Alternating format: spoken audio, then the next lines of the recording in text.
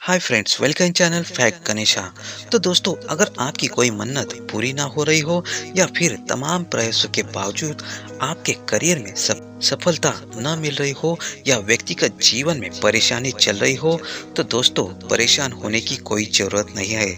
जी हाँ दोस्तों, आने वाले सावन सोमवार का व्रत रख के आप हर परेशानी से मुक्त हो सकते हैं। जी हाँ दोस्तों, मान्यता है कि श्रावण सोमवार के दिन अगर व्रत रख के इस कथा को आप सुनते हैं तो आपकी हर मनोकामना, हर इच्छा पूरी हो सकती है। तो दोस्तों, ये वीडियो शुरू करने से पहले मेरे चैनल को सब्सक्राइब अवश्य कर ले और बेल आइकन प्रेस करके ऑल बटन पर क्लिक जरूर करें। तो चलो शुरुआत करते हैं कथा से।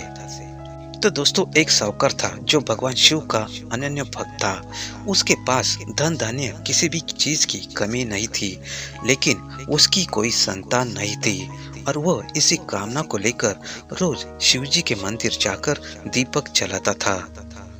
तो दोस्तों, उसके इस भक्तिभाव को देखकर एक दिन माता पार्वती ने शिव जी से कहा कि प्रभु, ये साहूकार आपका अनन्य भक्त है, इसको किसी बात को कष्ट है तो आप उसे अवश्य दूर करना चाहिए। शिव जी बोले कि हे पार्वती, इस साहूकार के पास पुत्र नहीं है, ये इसी से दुखी रहता है।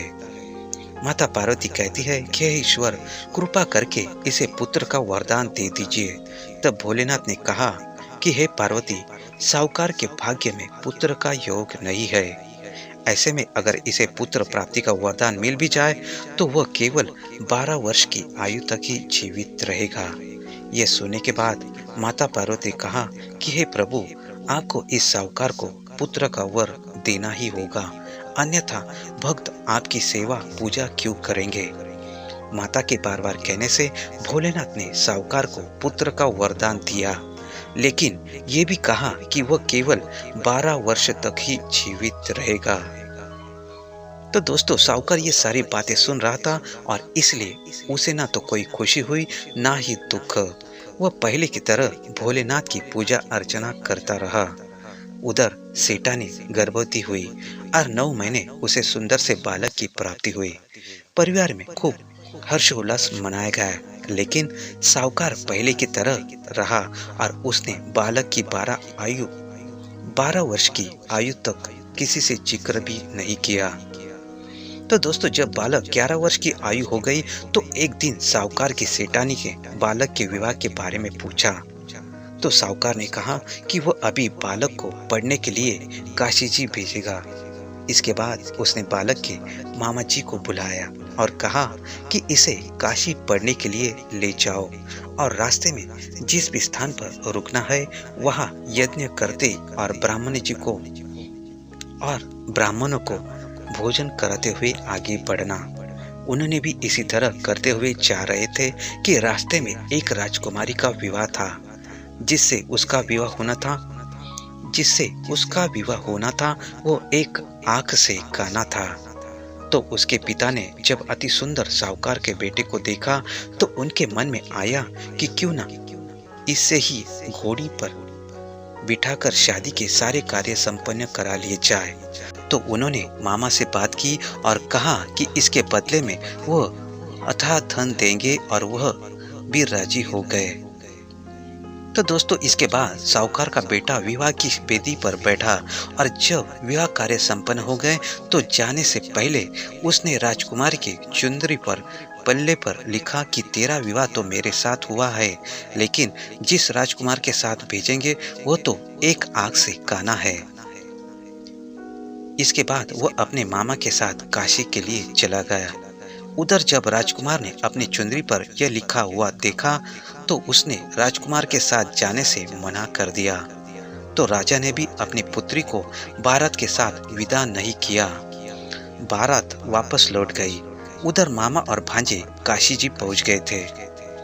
तो दोस्तों, एक दिन जब मामा ने यज्ञ रचा रखा था और भांजा बहुत देर तक बाहर नहीं आया तो मामा ने अंदर जाकर देखा तो भांजे के प्राण निकल चुके थे। वो बहुत परेशान हुए, लेकिन सोचा कि अभी रोना पीटना मचाया तो ब्राह्मण चले जाएंगे और यज्ञ कार्य अधूरा रह जाएगा। जब यज्ञ संपन्न हुआ तो मामा ने रोना पीटना शुरू किया। उसी समय शिव पार्वती उधर से जा रहे थे। माता पार्वती ने शिव जी से पूछा कि हे प्रभु, ये कौन रो रहा है। तभी उन्हें पता चलता है कि ये तो भोलेनाथ के आशीर्वाद से जन्मा साहूकार का पुत्र है। तब माता पार्वती कहती है कि हे स्वामी, इसे जीवित कर दे, अन्यथा रोते रोते इसके माता पिता के प्राण निकल जाएंगे। तब भोलेनाथ कहा कि हे पार्वती, इसकी आयु इतनी ही थी, वो भोग चुका है। लेकिन माँ के बार बार आग्रह करने पर भोलेनाथ ने उसे जीवित कर दिया। लड़का ओम नमः शिवाय करते हुए जी उठा और मामा भांजे दोनों ने ईश्वर को धन्यवाद दिया और अपनी नगरी ओर लौटे। रास्ते में वही नगर पड़ा और राजकुमारी ने उन्हें पहचान लिया। तब राजा ने राजकुमारी को साहूकार के बेटे के साथ बहुत सारे धन धान्य के साथ विदा किया। उधर साहूकार और उसकी पत्नी छत पर बैठे थे। उन्होंने यह प्रण किया था कि यदि उनका पुत्र सकुशल न लौटा तो वह छत से कूदकर अपने प्राण त्याग देंगे। तभी लड़के के मामा ने आकर साहूकार के बेटे और बहू के आने का समाचार सुनाया, लेकिन वे नहीं माने। तो मामा ने शपथ पूर्वक कहा। तब तो दोनों को विश्वास हो गया और दोनों ने अपने बेटे बहू का स्वागत किया। उसी रात साहूकार के सपने में शिव जी ने दर्शन दिया और कहा कि तुम्हारे पूजन से मैं प्रसन्न हुआ हूँ। इसी प्रकार जो भी व्यक्ति इस कथा को सुनेगा या पढ़ेगा, इसके समस्त दुख दूर हो जाएंगे और भगवान शिव उन पर प्रसन्न रहेंगे। और दोस्तों, ये कथा सुनने से मात्र ही भगवान शिव प्रसन्न हो जाते हैं और मन वांछित फल प्राप्त होते हैं।